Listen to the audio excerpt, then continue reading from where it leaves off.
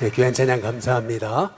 오늘은 스승의 주일로 지키는 특별한 주일입니다. 우리 교회 학교에 교사분들 참 애쓰시는데 우리 교사분들 뵈면은 참 수고 많다고 너무 감사하다고 애쓴다고 많이 축복해 주시고 또 격려해 주시길 부탁을 드리겠습니다. 우리 옆에 뒤에 분하고 함께 인사하겠습니다. 참 잘 오셨습니다. 우리 같이 인사하겠습니다. 실례가 안 되시면 한 번 더 말씀드리겠습니다. 우리 핸드폰을 꼭 꺼주시거나 무음으로 해주시면 감사하겠습니다. 우리 옆에 뒤에 분하고 같이 인사하겠습니다. 참 감사합니다. 우리 같이 인사하겠습니다. 우리 마지막으로 인사하겠습니다. 사랑합니다. 우리 같이 인사하겠습니다. 이런 유명한 아마 많이들 들어보셨을 텐데 아버지와 아들의 일화가 있습니다. 아들이 시험 성적표를 이제 들고 왔어요. 그런데 옛날에 수음이한가 이렇게 점수를 매기던 시절에 아들이 성적표를 딱 보여주는데 보니까 전부 다 가더라는 거죠. 그 중에 딱 하나 양이 있었어요. 이 아버지가 뭐라 그랬냐면 아들아 너무 한 과목만 집중해서 파지 말거라 이제 그랬다라는 얘기죠. 아주 유명한 얘기지만은 또 이런 얘기가 실제 있었을까라고 이렇게 생각이 되기도 하지만 만약에 이런 아버지가 있다면은 이 땅의 가정이 얼마나 행복하고 건강할 수 있을까라고 하는 이제 그런 생각을 갖습니다. 아들이 성적표를 받았는데 전부 다 가예요. 근데 딱 하나 양이 있는데 아버지가 야 네가 그렇게 해서 사람 노릇은 하겠냐? 아니면 야, 네가 내 인생의 짐이다, 짐. 십자가다, 십자가. 이제 그러는 것도 아니고, 또 넌 어디서 굴러온 놈이냐 도대체. 이제 그러는 게 아니고요. 아들의 작은 가능성, 전부 다 간데, 딱 하나 양이거든요. 그 작은 가능성을 보고도 너그럽게 아들을 축복할 줄 알고, 또 아들에게 생각지 못한 그런 넉넉함을 가지고 아들에게 이렇게 마음에 담긴 유머 하나 던질 수 있고 또 아들을 끌어안는 그런 아버지가 이 세상에 있다면은 참 이 땅은 행복하고 이제 복되게 되지 않을까라고 하는 그런 생각을 이제 가져보게 됐습니다.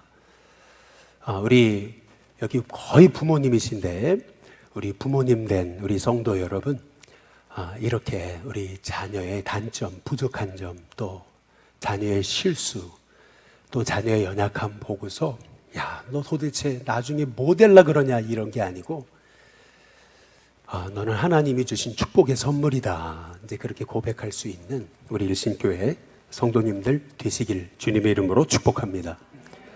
2007년에 미국의 버지니아에서 조지아 텍이라고 하는 이 대학에서 조승희라고 하는 한국 유학생이 총기 난사를 했죠. 그래서 미국의 많은 젊은 학생들이 이유도 없이 죽었습니다. 참 많은 희생자들을 냈죠. 근데 그때 이 미국 부모들의 반응과 한국 부모들의 반응이 너무 차이가 났어요. 이제 한국 부모들은 그 조승희 유학생이 미국의 학생들을 향해 총기 난사한 그런 사건을 보면서 뭐라 그랬냐면 도대체 자식을 어떻게 키워가지고 저 모양으로 키웠냐고. 이제 이것이 한국 그 부모들의 반응이었고요. 또 한 가지의 반응은 뭐냐면, 야, 정말 니네 가정 때문에 나라가 부끄럽다, 부끄러워. 나라 망신은 다 시킨다. 이런 반응이었습니다. 심지어는요, 이제 희생자를 위한 그 추도식이 열리는데, 한국 부모들은요, 우리 애들이 봉변당하지 않을까봐, 봉변당할까 봐서 그래서 아이를 그 추모식에도 안 보냈다 그래요. 그런데 미국 부모들은 어떻게 했냐면요, 자기의 희생자들, 자기 자식들을 위해 아파할 뿐만 아니라 그 가해자까지 이 희생자들과 함께 이렇게 추도식을 하고 또 이렇게 기념비를 세울 때 가해자의 기념비를 희생자의 기념비하고 함께 놓았다는 거예요. 함께. 그리고 가해자, 그 젊은 학생이잖아요.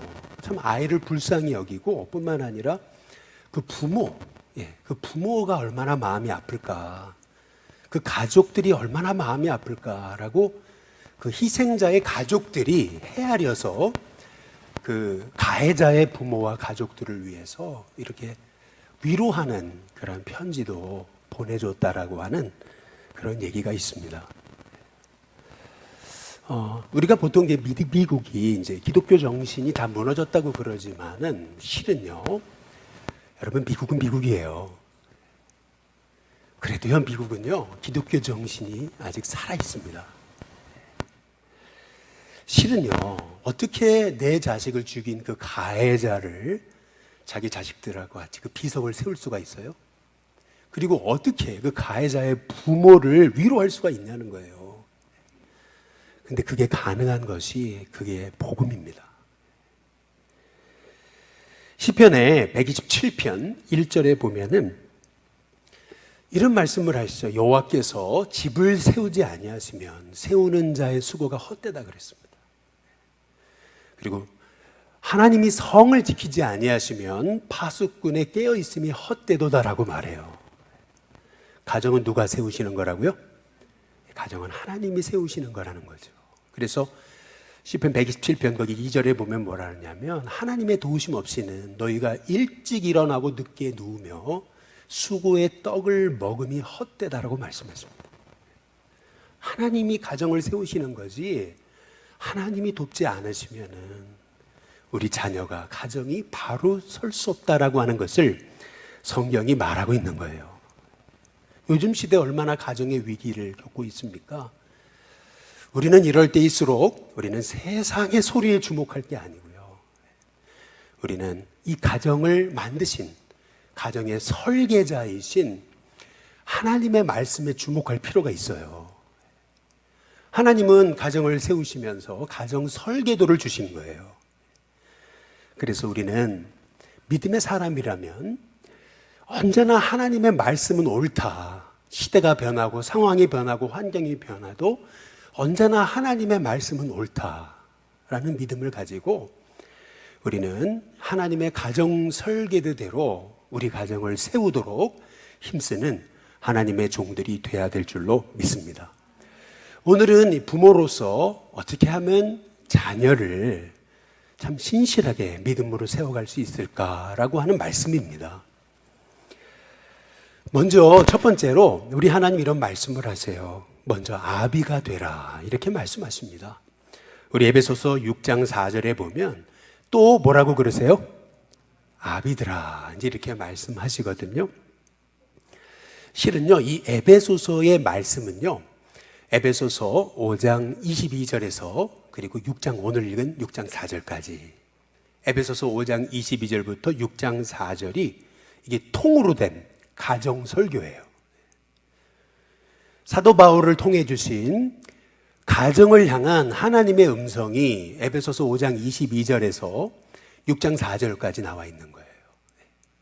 이거를 통으로 읽어보게 되면은요, 이 가정 설교에는 특별한 구조가 하나 있어요. 그게 뭐냐면은 에베소서 5장 22절을 한번 성경을 펴셨으면 보시면 뭐라고 시작되냐면은 뭐라고 시작돼요?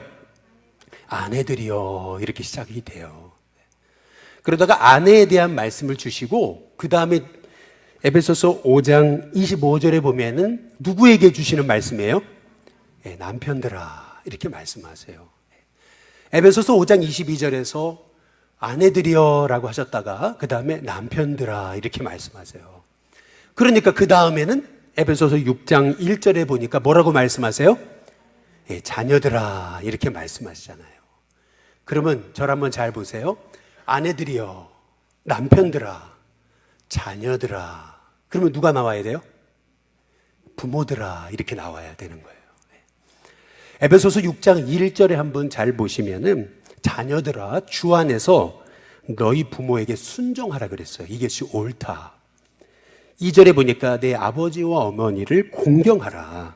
이것은 약속이 있는 첫 계명이니 부모를 공경함을 통해 내가 땅에서 잘 되고 땅에서 장수할 거다 이렇게 말씀해요. 잘 보세요. 에베소서 6장 1절에 3절에 보면은 자녀들이 부모 공경해야 된다는 말씀을 주세요. 그 저를 잘 보세요. 에베소 5장 22절에 아내들아 라고 얘기하셨어요. 또 남편들아 라고 얘기하셨단 말이에요. 그러면 자녀들아 부모 공경해야 된다. 그러면 그 다음 누가 나와야 돼요? 부모들아 이렇게 나와야 돼요. 아내, 남편, 자녀, 부모에 관한 말씀이 이게 통으로 가정설교를 이루고 있는 거거든요. 그런데 오늘 말씀에 보면은 아내들이요, 남편들이요, 자녀들이요, 그리고 나서 부모들이요가 아니고요. 그리고 나서 뭐라 그러냐면 아비들아 이렇게 얘기합니다. 아비들아라고 하는 말의 의미는 뭐냐면은 아비된 자들이요 이라는 얘기입니다. 다시 말하면 어머니가 쏙 빠졌어요. 어머니가 쏙 빠지고 아버지에게 하시는 말씀으로 오늘 말씀이 끝나요. 아니 그렇다면 그럼 어머니는 가정에서 중요하지 않은 거예요? 존재감이 없습니까? 네, 그거 아니에요. 실은요, 유대인들은요, 어머니가 유대인이어야 자식도 유대인입니다. 꼭 엄마가 유대인이어야 돼요. 네, 그렇게 유대인들은 어머니가 너무 중요한 거예요. 어머니가 어떤 사람이냐? 그것이 자식의 믿음을 결정한다는 거예요. 뿐만 아니라 성경에 보면은 모세와 사무엘의 공통점이 있어요. 그게 뭐냐면은요, 이 모세와 사무엘 다 어머니가 자식을 젖대기까지 기른 거예요. 젖대기까지. 그래서 사무엘은 젖댄 다음에 엘리 제사장이 있는 성전에 바친 거고요. 모세는요, 젖대고 나서 그리고 애굽의 왕자로 길러지게 된 겁니다. 그냥 젖댈 때까지만 자식들을 길렀는데도 그 자식이요, 사무엘도 그렇고 모세도 그렇고 이스라엘의 가장 위대한 영적 지도자, 민족의 지도자가 됩니다. 다시 말하면 성경에서 말하고 있는 건 뭐냐면 어머니의 그 믿음의 영향력, 어머니의 기도의 영향력, 어머니의 눈물, 여러분 그것은 그 자녀의 믿음을 결정한다는 겁니다. 얼마나 그 여성의, 어머니의 믿음의 눈물의 기도가 얼마나 중요한지를 성경은 간과하지 않아요. 근데 그럼에도 불구하고 오늘 말씀에 보면은 아내들이요, 남편들이요, 자녀들이요, 아버지들이요 라고 이렇게 얘기합니다. 아내가 쏙 빠졌어요. 여자가 쏙 빠졌습니다. 아니 그러면 아내는 뭡니까? 라고 얘기할지 모르지만은 여기 아비드라 라고 한 말씀의 의미는요, 굉장히 중요한 말씀인 거예요. 실은요, 어젯밤까지 오늘 말씀을 준비하면서 말씀이 정리가 안 돼가지고 늦게까지 고민하다가 좀 자야 되겠다 자고 새벽같이 일어나서 이제 오늘 말씀을 좀 준비를 했어요. 그래서 이렇게 그냥 이렇게 스크립트 그냥 이렇게 이 말씀을 이렇게 써가지고 대충 써서 이렇게 나오게 된 건데, 이 말씀을 이제 묵상하면서 제가 이제 깨달은 게 있어요. 그게 뭐냐면은 한번 잘 생각해 보세요. 성경은요, 가정을 세우는 데 있어서 아버지가 그렇게 중요하다는 겁니다. 아버지의 가정을 향한 교육의 책임, 그게 너무 중요하다고 말씀하는 거예요. 어머니를 무시하는 게 아니에요. 아버지가 얼마나 중요한 존재인가. 한번 잘 생각해 보면은요, 성경에 구약 성경을 보시면은 아브라함, 이삭, 야곱, 요셉 잘 보세요. 야곱은요, 늙은 노인이에요. 허물도 많았어요. 반면에 요셉은 어때요? 애굽의 총리가 됐어요. 한 세계를 움직이는 사람이에요. 그러나 그럼에도 불구하고 요셉은 자기 자녀를 야곱, 할아버지에게 데리고 가가지고 내 자녀를 축복해달라고 머리를 조아립니다. 무슨 말이냐면 성경이 말하는 건 뭐냐면 아버지가 가진 영적인 축복권, 이게 얼마나 중요한지를 성경이 말해주고 있는 거예요. 저는 목회하면서 제가 깨달은 것은 뭐냐면은 아버지가 정말 신실하게 믿음으로 세워져서 예수님 닮기를 힘쓰고 아버지가 정말 주님 사랑하는 그런 아버지가 있는 가정, 자녀들은요, 반드시 믿음에 섭니다. 성경이 말하는 건 뭐냐면 아내들이요, 남편들이요, 그리고 자녀들이요, 아비들이요, 아버지들이요. 어머니를 무시하는 게 아니고요. 지금 아버지의 교육에 대한, 자녀 교육에 대한, 가정을 세우는 것에 대한 아버지의 책임에 관해서 성경은 너무나 중요함을 우리에게 말씀하고 이제 계시는 거예요. 그렇다면은 아비들아 이렇게 얘기하잖아요. 그러면 아비가 누굽니까 도대체? 아비가 어떤 사람이에요? 아비에 대한 정의가 굉장히 중요합니다. 고린도전서 4장 15절에 보면 이렇게 얘기하죠. 고린도전서 4장 15절입니다. 그리스도 안에서 일만 뭐가 있어요? 스승. 여긴 스승이란 단어는 부정적인 단어입니다. 그리스도 안에서 일만 스승이 있으되 누구는 많지 않아요? 아버지는 많지 않대요. 그리스도 예수 안에서 내가 복음으로써 너희를 어떻게 했다고요? 낳았다. 아비는 어떤 사람이냐면요, 자식을 가슴으로 낳은 사람이에요. 이게 무슨 말이냐면은 그리스도 안에서 1만 명의 스승은 있대요. 여기서 말하는 스승, 부정적인 단어라고 말씀드렸습니다. 스승이라는 얘기는 뭐냐면 자꾸 가르치려고만 드는 사람, 그게 스승을 얘기하는 거예요. 그러나 아비는 별로 없대요. 왜요? 아비는 그 자식을 낳은 사람이기 때문에. 이게 무슨 말이냐면요, 여러분 자식을 낳으려면요 10개월 잉태를 해야 돼요. 잉태. 그러면요 잉태를 하면 어떻게 되죠? 부모의 마음, 엄마의 마음은 자식을 향해 다 쏠립니다. 자식을 위해서 나쁜 말도 안 하고요, 심지어는 담배 잘 피던 여성들도 담배를 딱 끊어버려요. 술 좋아하는 여성들도 아이가 잉태했을 때는 술을 안 마셔요. 뿐만 아니라요, 그렇게 늘 아이만 생각하고 아이를 위해 축복하고 아이를 10개월 잉태하다가 나중에 정말 죽을 고비를 넘기면서 자식을 낳아요.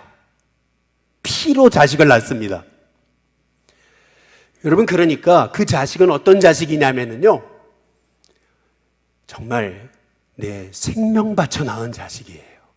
그러니까 그 자식이 얼마나 귀해요. 자식이 아프면요 내가 아픈 거고요, 자식이 외로우면 내가 외로운 거예요. 여러분, 이게 아비입니다. 그렇다면요, 성경에서 말하는 이 아비의 모델이 누굴까? 아비의 모델은요, 실은 누가복음 15장에 나오는 그 탕자의 아버지, 그게 바로 성경이 말하는 아비의 모델입니다.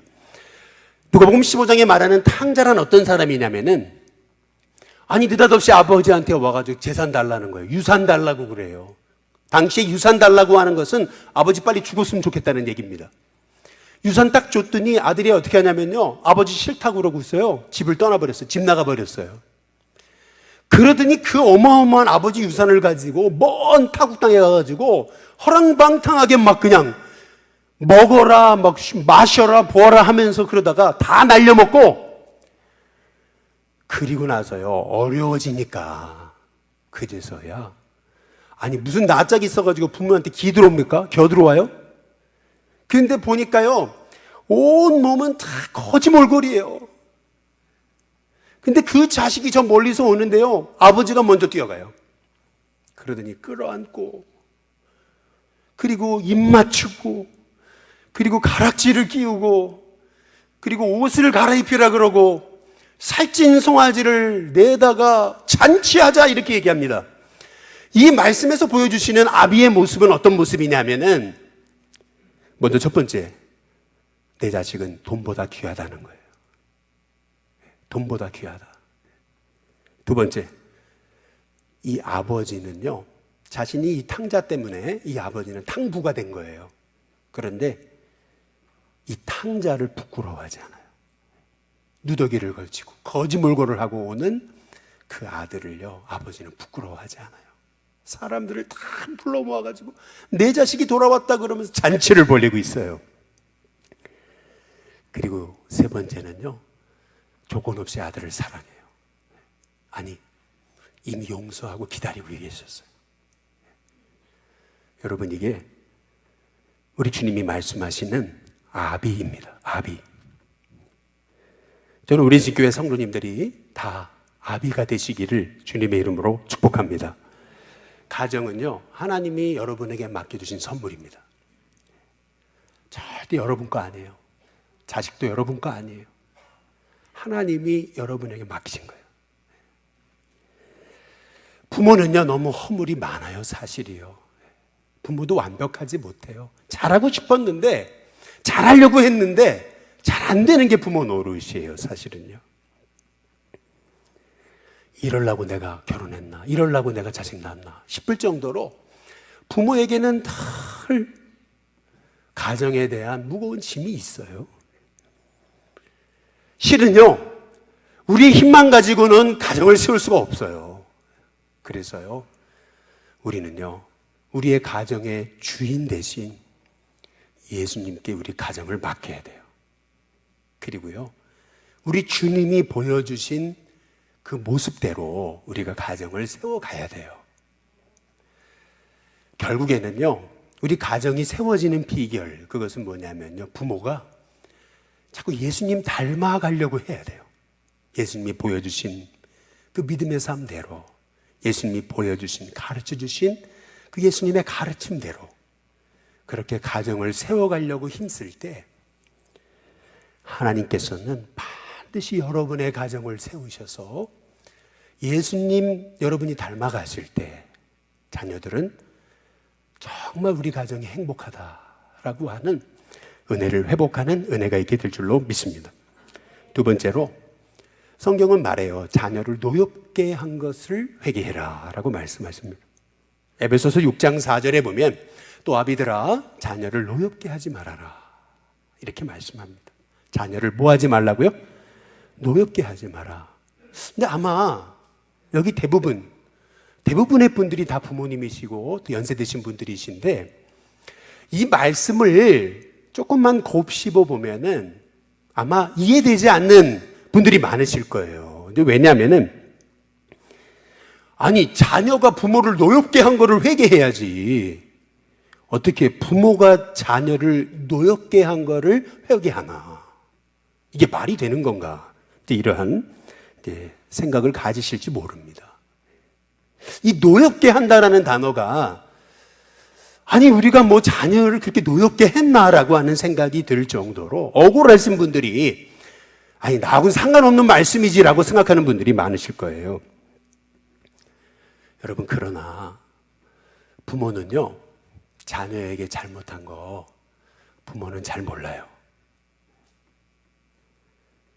부모는요 자녀들에게 니들에게 해준 게 얼만데 부모는 늘 잘했다고 생각해요. 최선을 다했다고 생각하는데 실은요 부모는요 자식에게 잘못한 거를 그냥 다 잊어버려요. 뭘 잘못했는지 잘 몰라요.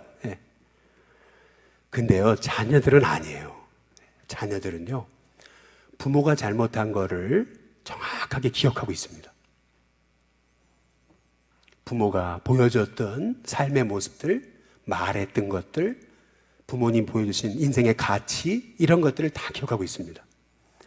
그런데 그 기억이 부모를 향한 그 기억이 이게 상처가 되면은요 부모를 향한 기억이 상처가 된 자녀들이 있어요.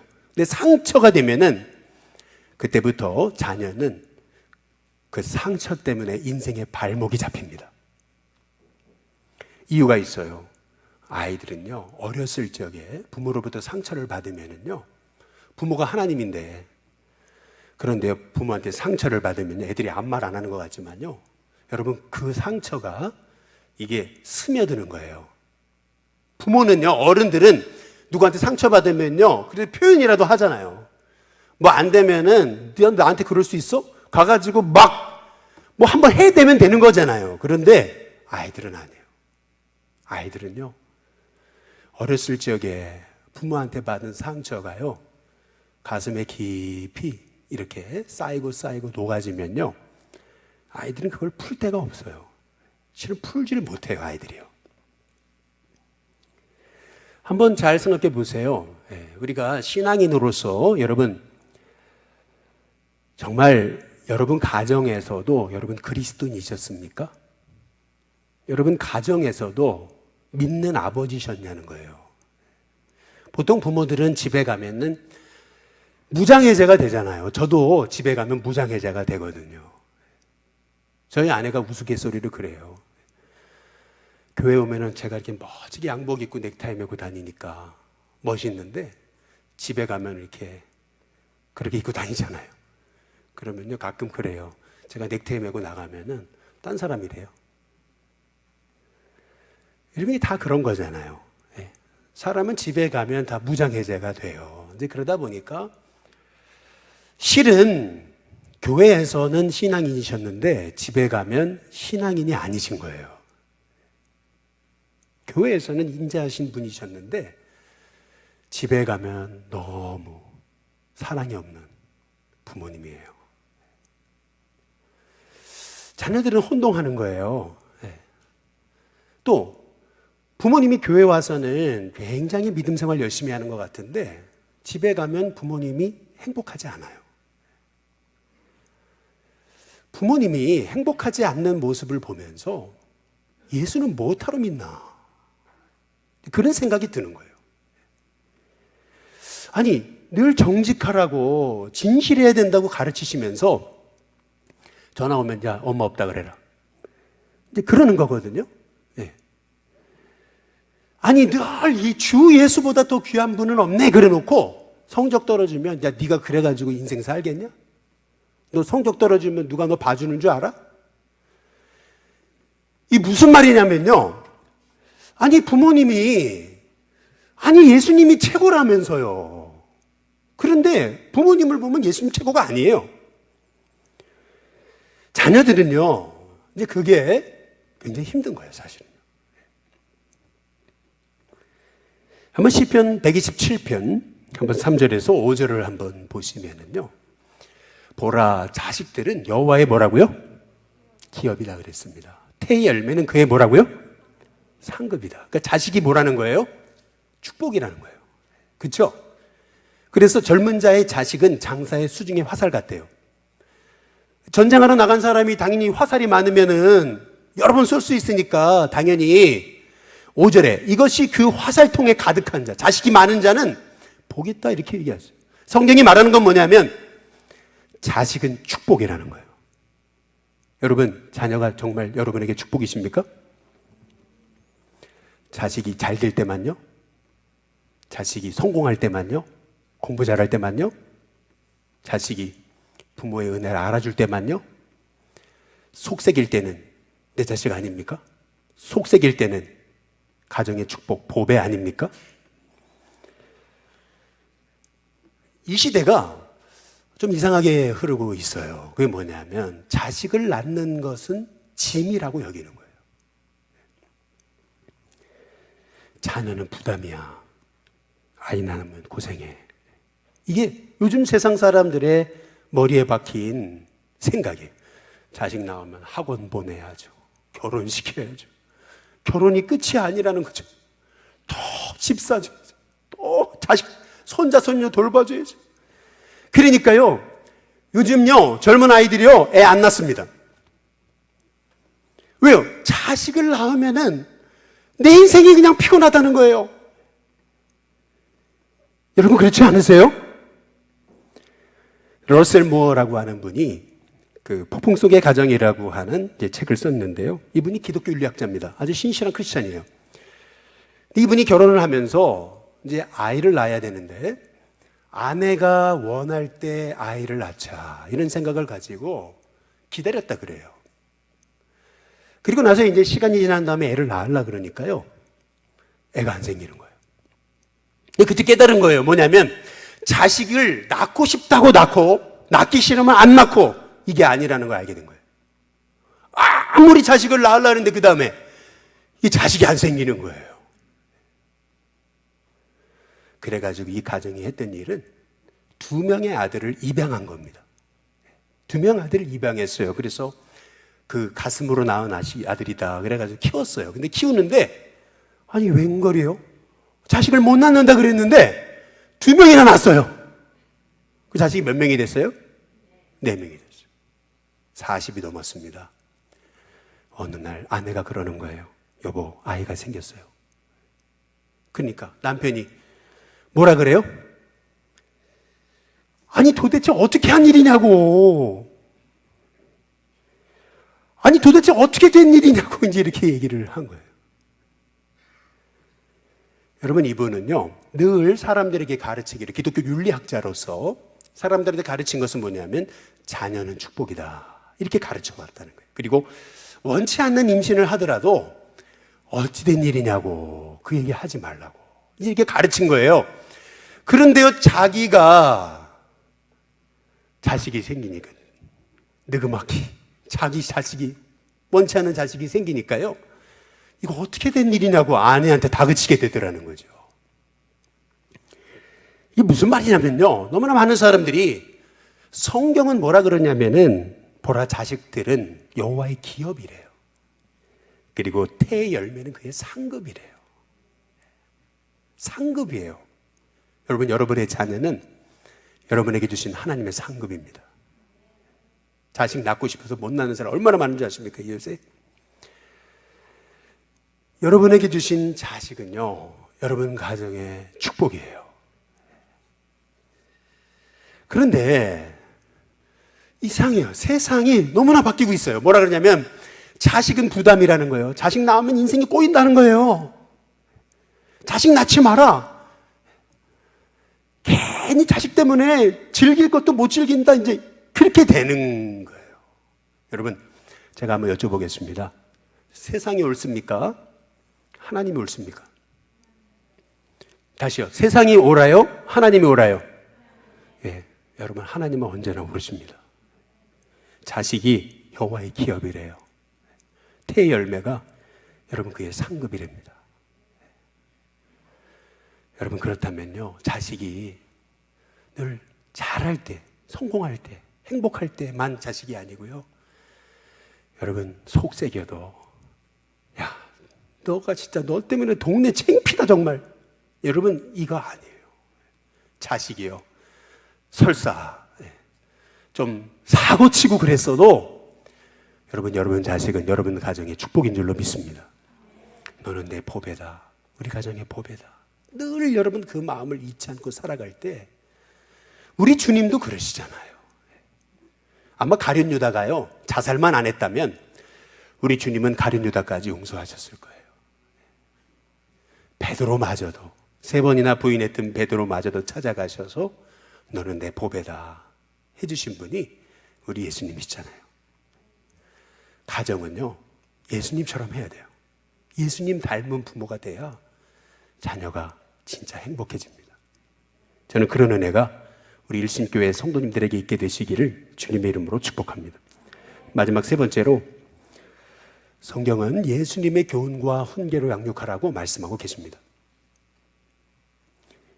에베소서 6장 4절에 보시면은 다 함께 한번 같이 한번, 오늘 딱 한 절이에요. 한 절 한번 같이 한번 읽어보겠습니다. 함께 있습니다. 시작. 또 아비들아 너희 자녀를 노엽게 하지 말고 오직 주의 교훈과 훈계로 양육하라. 여러분, 여러분의 자녀를 진짜 주의 교훈과 훈계로 양육하십니까?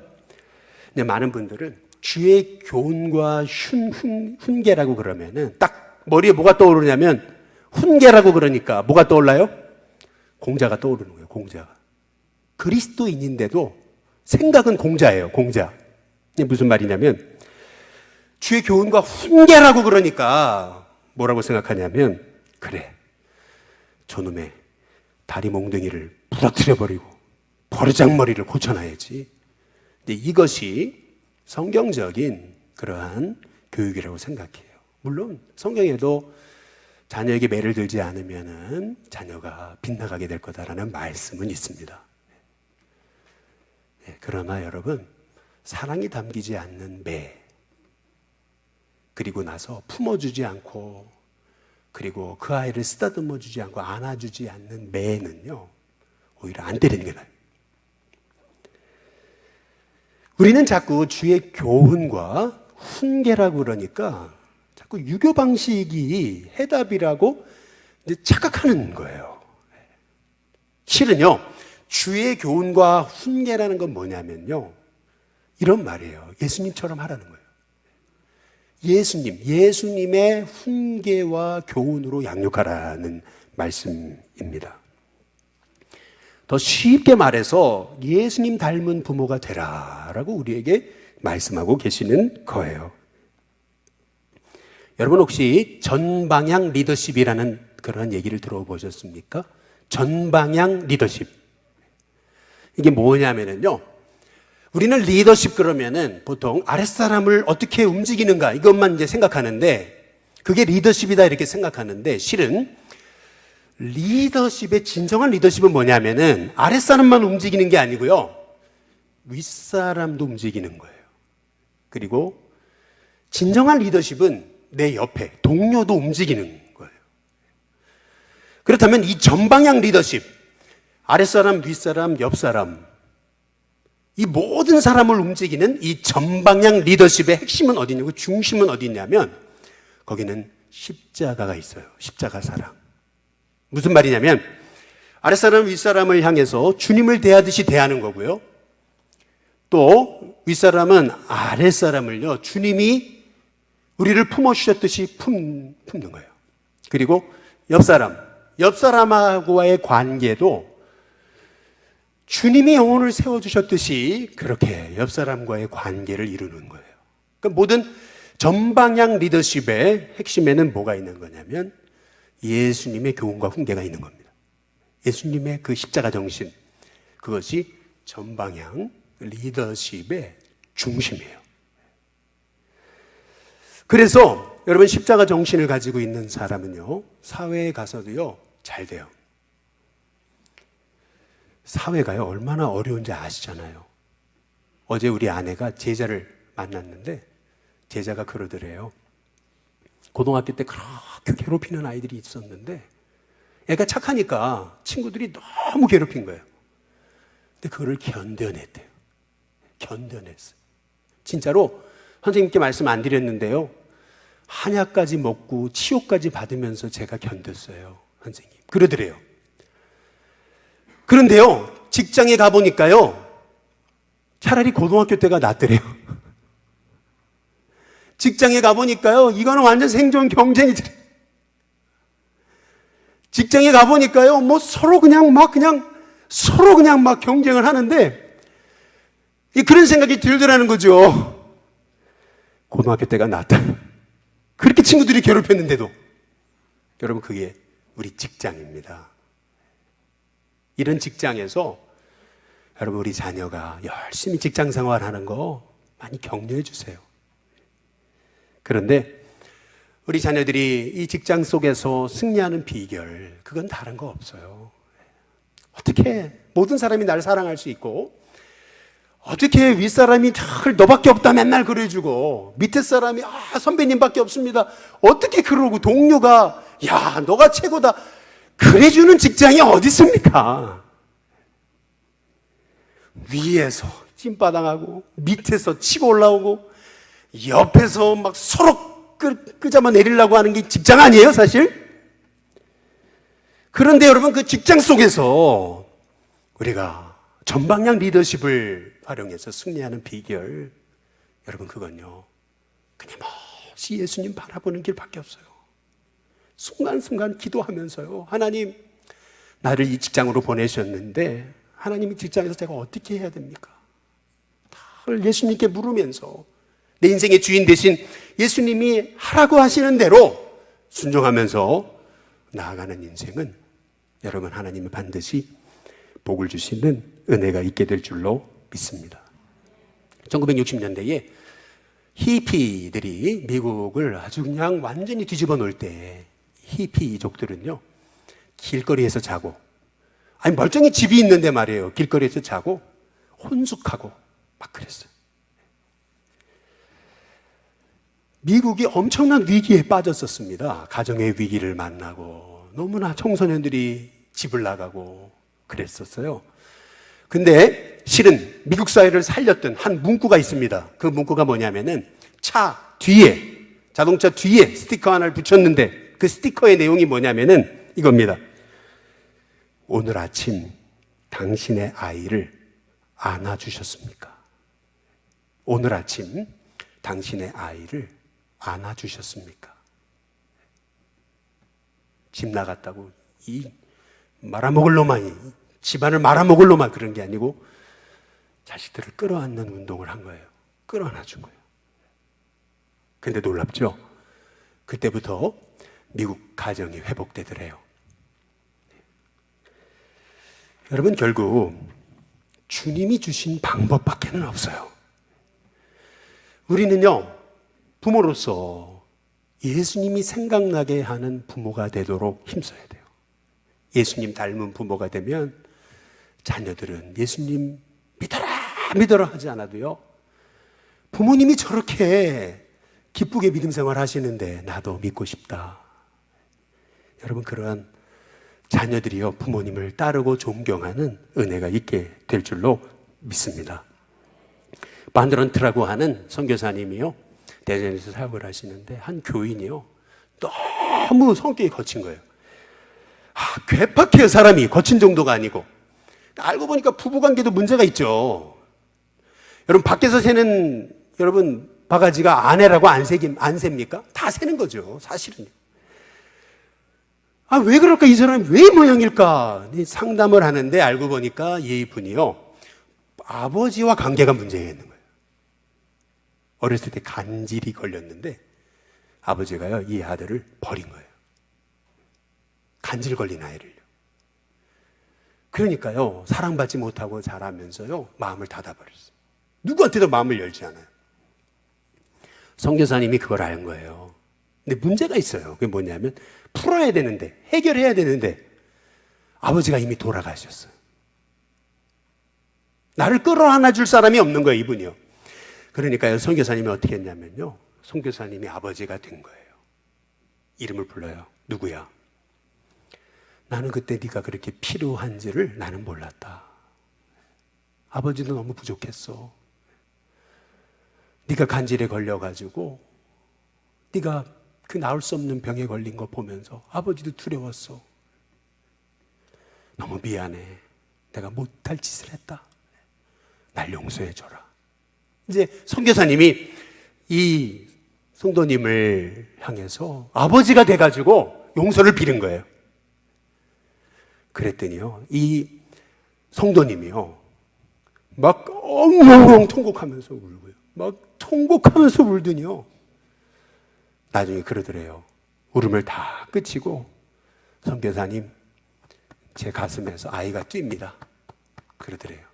어렸을 적에 상처에 갇혀가지고 그 아픈 마음도 표현하지 못했던 그 아이가요, 이제서야 제 가슴에서 뛰어놉니다. 그러더라는 거죠. 여러분, 결국에는요, 우리 인생에 숨겨진 아픔들, 숨겨진 상처들, 우리 예수님밖에는 치료할 수밖에 없어요. 우리가 안 돼요, 여러분. 주님이 만나 주셔야 돼요. 주님이 안아 주셔야 돼요. 그 도구의 역할을 이제 부모님이 하셔야 되는 거죠. 한 목사님이 월남전에 파병되셨는데 모르겠어요. 비행기 타고 가신 게 아니고 배 타고 가셨대요. 배 타고 베트남까지 가신 거예요. 그런데 가는 도중에 태평양을 지나는 거죠. 태평양을 지나는데 그런 생각이 들더래요. 야, 태평양을 쫙 바라보는데 갑자기 들었던 생각, 그건 뭐냐면, 아무리 수영을 잘해도 여기 빠지면은 여기서 헤어날 수 없겠구나. 내가 아무리 수영을 잘해도 이 태평양 바다 한가운데 빠지면 내가 어떻게 살 수 있어요? 근데 그 생각을 해보니까요, 내 인생도 그런 거예요. 인생도. 내 인생도요. 아무리 내가 능력 있고 내가 발버둥 쳐도 하나님이 도우시지 않으면은 내 인생이 바로 설 수 있을까? 그 생각을 하고요, 월남전 참전하고 와가지고 목회자가 됐대요. 여러분, 저와 여러분의 인생은요, 하나님이 세우셔야 되는 줄로 믿습니다. 그러나 여러분 잊지 마세요. 하나님이 여러분의 가정을 세우십니다. 하나님이 택하시고 하나님이 구원하셔서 하나님이 자녀 삼으신 여러분의 가정은 하나님이 일으키시는 줄로 믿습니다. 제가 이 말씀을 드리고 마치겠습니다. 주식회사 향기 내는 사람들이라고 하는 커피 프랜차이즈 전문점이 있습니다. 회사의 주식회사입니다. 이 회사는 임정택이라고 하는 한동대학교를 졸업한 청년이 세운 그룹이에요. 이 임정택이라는 사람은요, 가난했어요. 그리고 대학을 졸업하면서 내가 뭘 해야 될지 몰랐어요. 자신감이 없었어요. 너무나 인생이 너무나 미래가 암담하니까 목사님을 찾아갔어요. 그랬더니 목사님 뭐라 그러냐면, 하나님이 하나님의 일을 위해 너를 부르셨다면 하나님은 절대 실수하지 않으신다. 그러니까 너는 하나님만 믿고 한 걸음 한 걸음 하나님 인도하시는 대로 한번 나아가봐라. 절대 너 인생 실수하지 않으신 하나님이 너 인생 도우실 거야. 그런데 놀랍게도요, 이 임정택이라는 청년이요, 그걸 하나님의 음성으로 받은 거예요. 놀랍게도 정신지체 아이들, 청년들을 바리스타로 훈련시켜가지고, 그래가지고 향기 내는 사람들이라고 하는 그런 기업을 운영하는 거예요. 여러분, 정신지체 장애인들을 바리스타로 훈련시켜서 사회에 견실한 그러한 직장인으로 세운다는 게 얼마나 힘든 줄 아세요? 그런데 그 불가능해 보이는 일을 하나님만 의지하고 한 걸음 한 걸음, 하나님은 너 인생 실수하지 않으신다. 하나님 인도하시는 대로 한 걸음 한 걸음 나가봐라. 그 말씀에 순종해가지고요, 결국에는요, 사유가 놀래는 위대한 일을 해내고 있습니다. 여러분의 가정 하나님이 세우신 줄로 믿습니다. 하나님은 실수하지 않으십니다. 불가능할 것 같아도요, 한 걸음 한 걸음 하나님을 믿고요, 다시 시작해 보세요. 예수님 닮은 부모가 되기 위해 애쓰시고요, 주님의 마음을 품고 아비가 되세요.